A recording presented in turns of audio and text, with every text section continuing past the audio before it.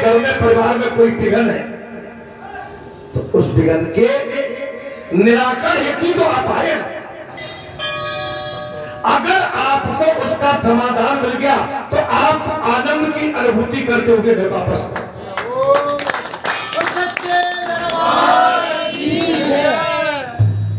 आनंद की अनुभूति और समाधान नहीं हुआ तो आपके मन में अशांति और अशांत होकर घर वापस। अब कहेंगे कि हम वहां तो गए थे लेकिन मेरे भाई वहां तो सब बेकार काम, काले कर में भाग्य मिथ्या दोष।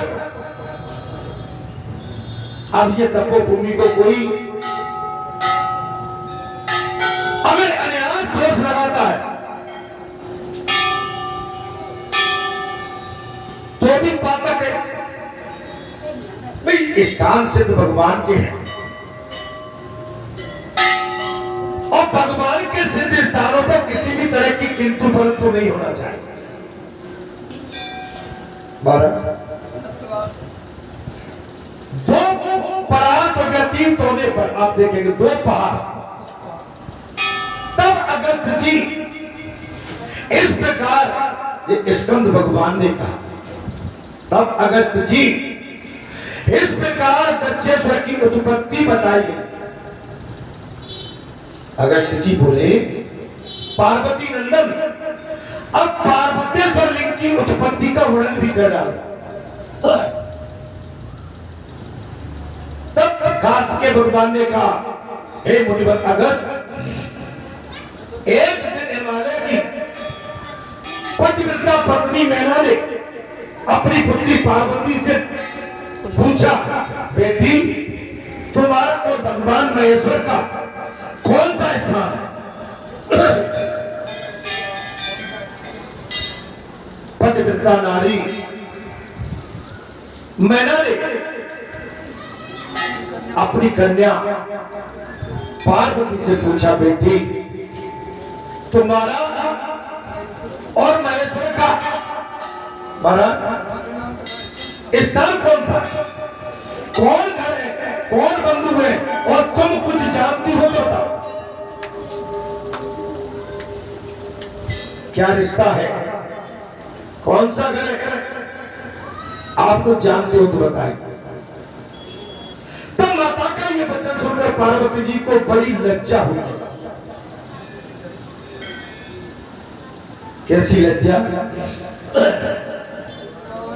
और उन्होंने अवसर पाकर भगवान शिव को नमस्कार करके कहा, प्राण वल्लभ अब मुझे निश्चित रूप से ससुराल चलना चाहिए।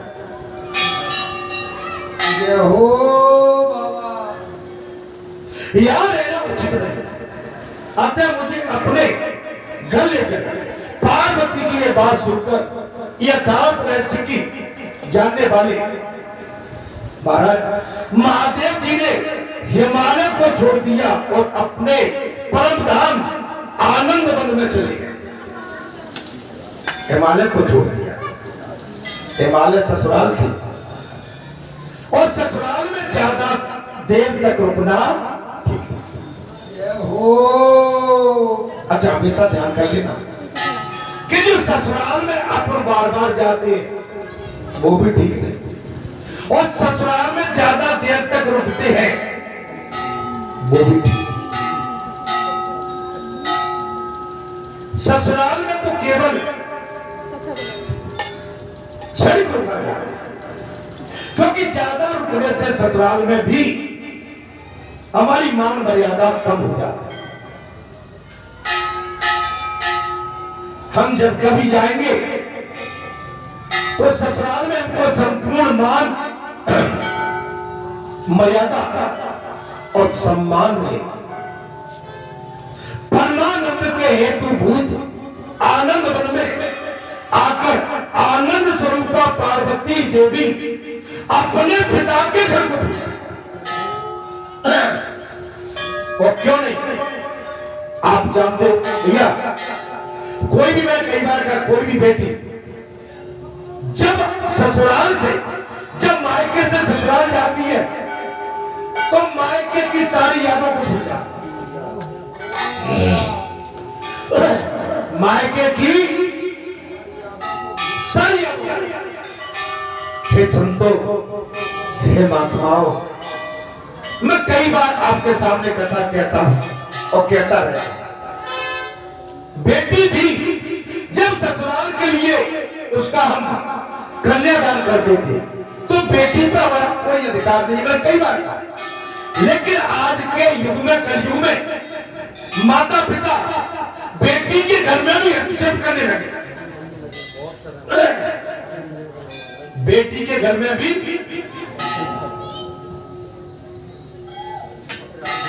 मैंने कई बार कथा में कहा, बेटी के घर में जिसने हस्तक्षेप किया उस बेटी का घर बर्बाद हो गया।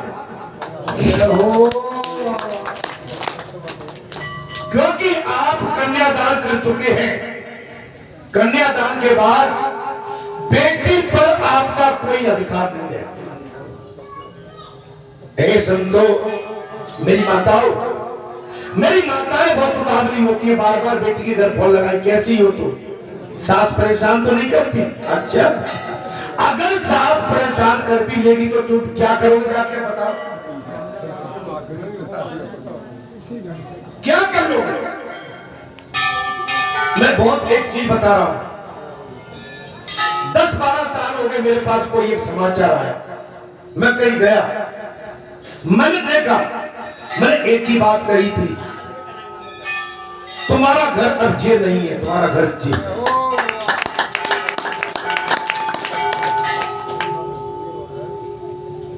हम तुमको सौंप चुके हैं, तुम्हारे घर में तुम कैसे रहोगे ये अब तुम्हारी जवाबदारी। आप किस तरह से बना के अपनों को, अपना इनसे कैसे प्यार से जीत के इनको अपना बना सकते हो। मैं भी आपके बीच में बैठा हूं, अगर मैं आपसे रूखा पर करूंगा तो आप यहां पर नहीं बैठेंगे, आप यहां से भागने लगेंगे। मैंने कहा ना, अपने तो अपने होते। मैंने इतना बड़ा महामंडल आपका संत दरबार है, अरे अपने अपने भाई, भाई अपनों ने कुछ मुझ पर कीचड़ डाल दी या मैंने उन पर कीचड़ फेंक दी तो हम दोनों मिलकर साफ कर लेते।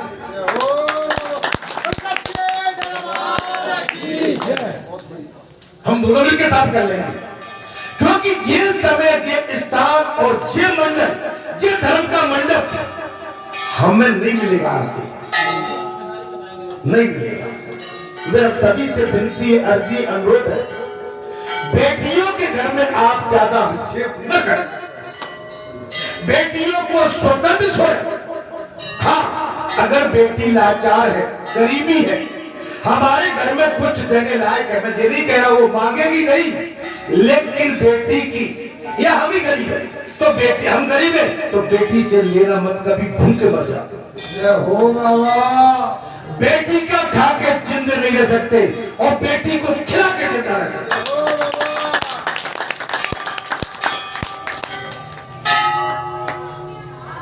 आजकल तो बेटी पैसे वाली है, अच्छा कोई नौकरी चाकरी वाला लड़का है, साले सबरे पीछे लग जाते हैं, साले भी पीछे के लाओ खिलाओ, आज कौन से होटल में हमारा डिनर कराओगे, खिला, अरे राम राम राम राम। बेटी इसके लिए नहीं है, दामाद इसके लिए नहीं है।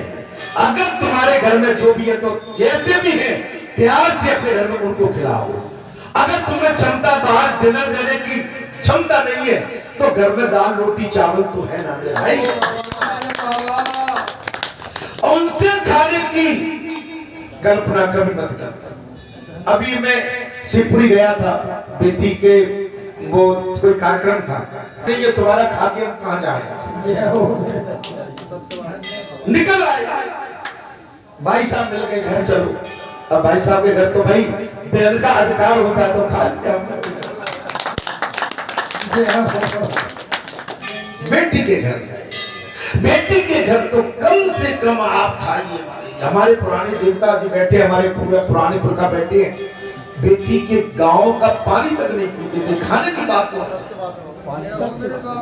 पानी तक नहीं पीते थे। मैं कथा की ओर आता हूँ, तब स्कंद जी ने कहा, कार्तिकेय जी ने कहा, मुनि एक दिन हिमाचल की पतिव्रता पत्नी ने मैना ने अपनी पुत्री पार्वती से पूछा, बेटी तुम्हारा और भगवान महादेव का असली घर कौन सा है? देखो पूछ लिया भाई, बेटी के जहां दामाद और महादेव बाबा रह रहे थे, हमारी अति हो गई। भाई माताएं तो हमारी बहुत होशियारी लगती है। बेटा जी को बताओ महादेव बाबा का असली घर कहाँ है? जहां ठीक नहीं लगा ससुराल में, अब तुम कहीं ज्यादा टाइम तक रुकोगे तो तायना मुझे मिलेगा। तो साहब कहते कौन सा घर और कौन से तुम्हारे परिवार? भाई तुम्हारा कहीं घर हो, तुम्हारा परिवार हो और तुम कुछ जानती हो तो बताओ। पार्वती मैया समझ गई माता का ये प्रश्न सुनकर पार्वती को बड़ी लज्जा। अरे मैं तैयारी करवा हूं, मैं और मेरे पति अपने माता पिता के घर में आसरा लेकर इनकी दाल रोटी और इन पर बजर बन के बैठे। पार्वती लज्जित हो गई महाराज। उन्होंने अवसर पाकर भगवान शिव को नमस्कार करके कहा, प्राण वल्लभ अब मुझे निश्चित रूप से ससुराल चलना चाहिए, मुझे अपने घर ले चलो। देखिए आप समझ सकते हो इस कथा से, मुझे अपने घर ले चलो। जबकि एक दिन वो बेटी उस घर की थी, लेकिन अब कह रही है जब 7 बावर पड़ गई मुझे अपने असली घर ले चलो। यहाँ रहना उचित नहीं है, अब तो तारे मिलने लगे। बाबा मर्यादा बहुत बड़ी चीज है। हर जीव जानता है कि कौन कैसा कहा। अच्छा ये जानता है कि मेरे बहू बेटी का रिश्ता क्या है, और बहू बेटा भी जानता है कि मेरे माता पिता का रिश्ता क्या है। माता पिता जानते हैं कि मेरी बेटी और दामाद का रिश्ता क्या है। रिश्ते सब जानते हैं लेकिन मर्यादा बहुत है।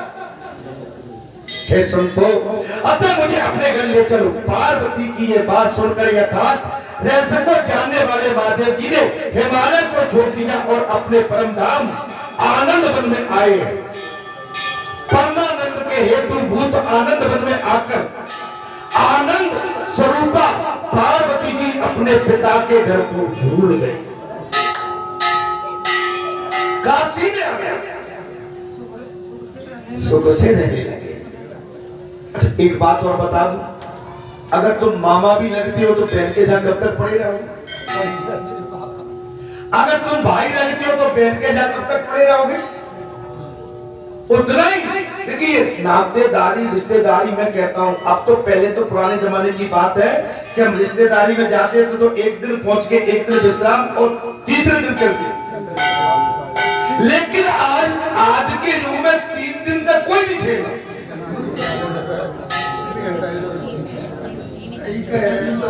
आज के समय में मुश्किल से चाय तक झेलते हैं, चाय पी ली, फल खा लिए, राम राम मिली। अगर भोजन की गुंजाइश तो बड़ी देर में बन पाएगी।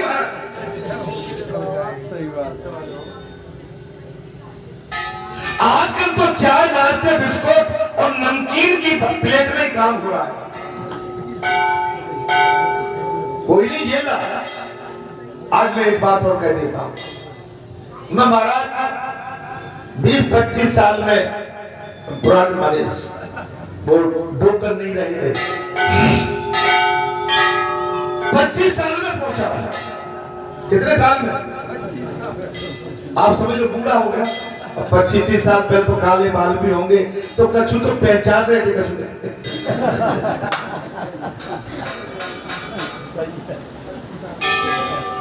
अब डोकर के ब्राह्मण वगैरह होने लगे जी, होने लगे और उनका वो भी चलना लगा। अच्छा मैं नाश्ता करके बोला था, मैं कि 25 साल में जा रहा हूं, मेरी बढ़िया वहां खातर होगी कुछ तो मारे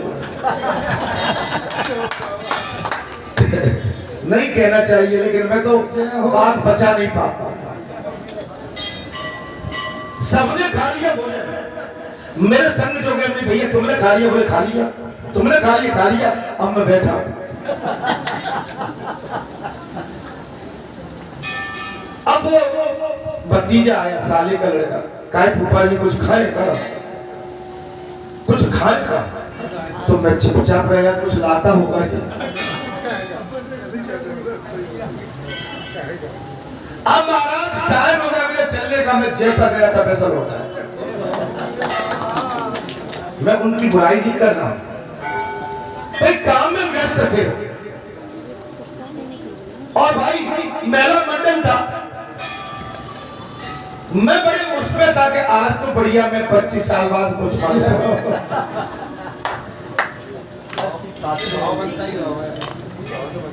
मैं उनकी निंदा नहीं कर रहा, बुराई नहीं कर रहा, भाग्य में नहीं था, जबकि सब कुछ था। कच्ची के लिए कच्ची पक रही थी, भीतर के पैसे सब खा रहे थे, पूछो पे दाव। और मेरा ही मैं सोच रहा अब लाते अब कहते होंगे भाग्य में नहीं था। मैं बुरा नहीं माना, मैं व्यास गति पीठ पे हूं तो भाई ठीक है, अब मैं उनको बुरा भला कह भी नहीं सकता हूं। कसूर उनका नहीं, कसूर मेरे भाग्य का है। रास्ते में गाड़ी में आ रहे थे तो आपकी बहू बोटी बोटी अरे मैं कर रही है, मैंने तो जल्दी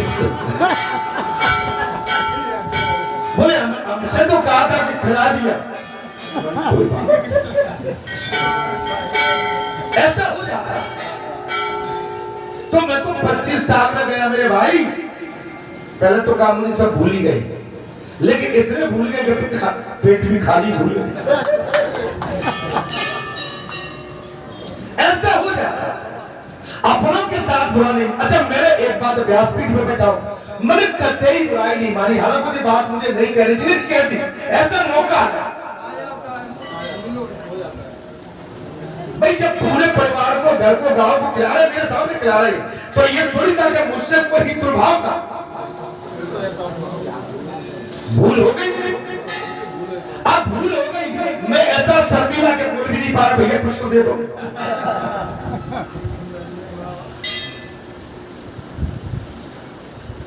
तो ऐसा कभी हो जाता है, इसलिए कम से कम अब मैं जानता हूं कि शादी 50 साल हो गई, 50 साल में शायद 2 या 3 बार, 2 बार या 3 बार गया। रोज जाए नहीं महाराज, ये तो चौका तक खुल जाते हैं, फ्रिज में खोल के टटोल लेते हैं और डिब्बा को खोल के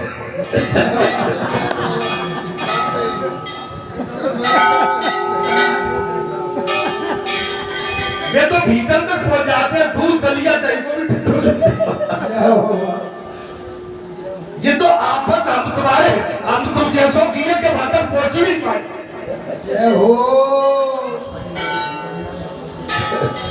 अब मैं इससे ज्यादा क्या कहूँ बात, क्योंकि बात चल रही है इस समय भगवान शंकर की शादी की, और पार्वती ने कहा कि ससुराल में ज्यादा रुकना ठीक नहीं है बाबू जान से, इसलिए मैंने कहा ससुराल में ज्यादा रुकना ठीक नहीं है, निकलो यहां से महाराज।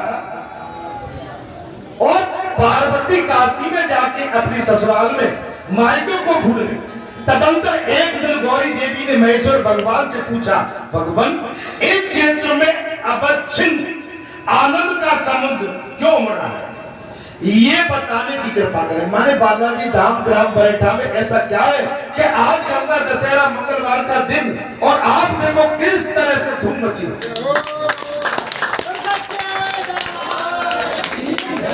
अच्छा आप आने जाने को तो कभी कोई गेट से निकलता होगा तो पूछता होगा, भैया आज क्या है, इधर को बहुत गाड़ी और तमाम भगत चल जाए, क्या कार्यक्रम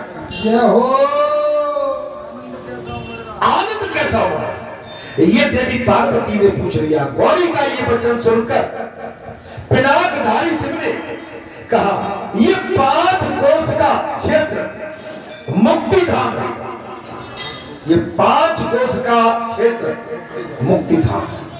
ये बालाजी धाम आप समझ लो 5 नहीं, ये तो बहुत बड़ा धाम बन गया आपका।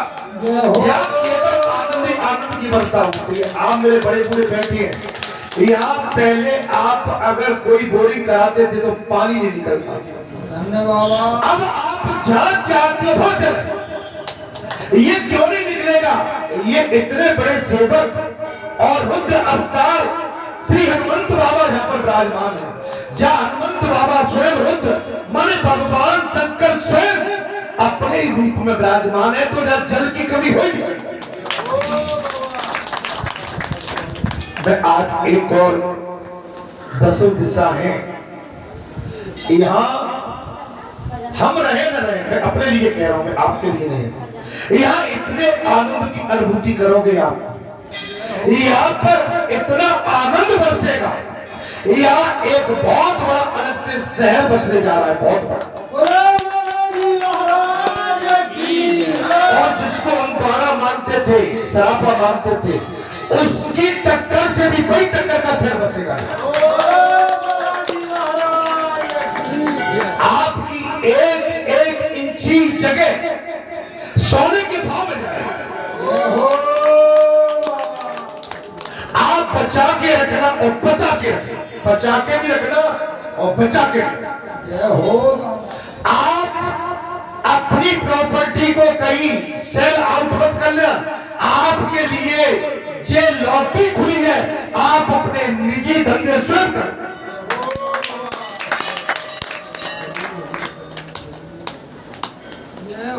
दुनिया तो खरीद के धंधे करती है। आशीर्वाद बेटा, कुछ आराम पड़ा, आराम पड़ा बेटा, क्या आंखों की रोशनी चलेगी, बेटी कह रही आराम पड़ा, बैठ जाओ। तुम आते रहो, मैं तुम्हें वचन देता हूं कि तुमको दवा कराने की भी जरूरत नहीं पड़ेगी। तुम्हारा यहीं से नेत्र शिविर, बाबा के स्थान से तुम्हारा नेत्र शिविर यहाँ पर बिल्कुल उतर नहीं जाएगा। कल्याण भाई, यहाँ के दर्शन कराइए बेटी को दिखने लगा। पहले तो पुतली भी नहीं निकल रही थी, अब पुतली चल रही है तुम्हारे, देख रही। मैं कथा कह रहा हूँ। देखिए ये मुझ में कोई चमत्कार नहीं है जी, आपकी तपस्या से ये बिल्कुल तपोभूमि हो गई। अच्छा, तपस्या का मतलब है सद्भाव, समर्पित भाव। आप बिल्कुल शरणागत हैं, आप फ्लैट हैं, आप पूरा अपना भाव जहाँ झोंक देते हैं जी, और जहाँ पर पूरा भाव समर्पित होता है, वो तपस्या का बहुत बड़ा स्थान बन गया। एक चीज और मैं कह दूं, कितनी आनंद की अनुभूति हो रही है। आज मेरे दाएं बाएं भी सब लोग बैठे हैं, अगर ये लोग भी न होते तो आज मुझे बड़ी दुख होता। मुझे प्रसन्नता नहीं होती, मुझे दुख होता। प्रसन्नता कब होती है? जब मन में कोई अहंकार होता है। मैं दोष किसी पे नहीं लगा रहा। जैसे अभी मेरे ससुराल का उदाहरण वही है भाई, जो राम रचना का, मैं भूखा था, नहीं मिला, ऐसा होना था, हो गया, कोई बात नहीं। उसके लिए कभी भी किसी का निरादर मत हो गया। कोई जानबूझ के नहीं, कहीं ने जानबूझ के भगवान को वनवास की अनुमति नहीं हुई है, वही जो राम रचना। परिस्थितियां ऐसी आ जाती है, मैंने कहा ना कि जिनमें घनिष्ठ मित्रता होती है, वो भी कभी उनके बाजे भी बजने लगते हैं कभी कभी। हे संतो, हे महात्माओं, ये आपकी तपस्या से तपो स्थान हो गया, और मेरा इसमें कोई भी श्रेय नहीं जाता है। आप मेरी बात को सुनते हैं तब मैं बात कहता हूं, आप नहीं सुनेंगे तो मैं कैसे कहूंगा भाई? आप मेरी बात को सुनते जब तो मैं बोलता हूं, आप अगर नहीं सुनेंगे तो मैं कहां कहूंगा? यदि आप जब बैठेंगे नहीं तो मैं किससे कहूंगा? जय हो, जय हो। आप मेरे, हाँ, एक वचन जरूर देता हूं, अगर किसी ने आके जब मेरे भक्तों को अगर तंग किया तो उसका मैं संपूर्ण अधिकार रखता हूं, तो मैं कहने की जरूरत नहीं है। अगर मेरे प्राण भी जाएंगे तो मैं प्राण देने को तैयार हूं आपको। इससे ज्यादा बड़ा बोल मैं बोल नहीं सकता। घर परिवार में जो मुखिया होता है, अपने घर परिवार के सदस्यों के कहने का अधिकार केवल उसी को होता है, लेकिन बाहर का अधिकारी उस परिवार में कहने का हकदार नहीं है। मैं आपको बहुत बड़ी बात बता रहा हूं, उसके लिए खड़े आप खड़े हुए पंच करे, मुझसे भी बात जाती है तो पंच आ जाता है। संतो हे महात्माओं, मर्यादा बहुत बड़ी चीज है। माता का ये वचन सुनकर महाराज, गौरी मैया का ये वचन सुनकर पिनाकधारी भगवान शंकर ने कहा, ये 5 कोस का क्षेत्र मुक्ति धाम है, या तिल के बराबर भी कोई कहीं ऐसा स्थान नहीं जहां कोई शिवलिंग नहीं।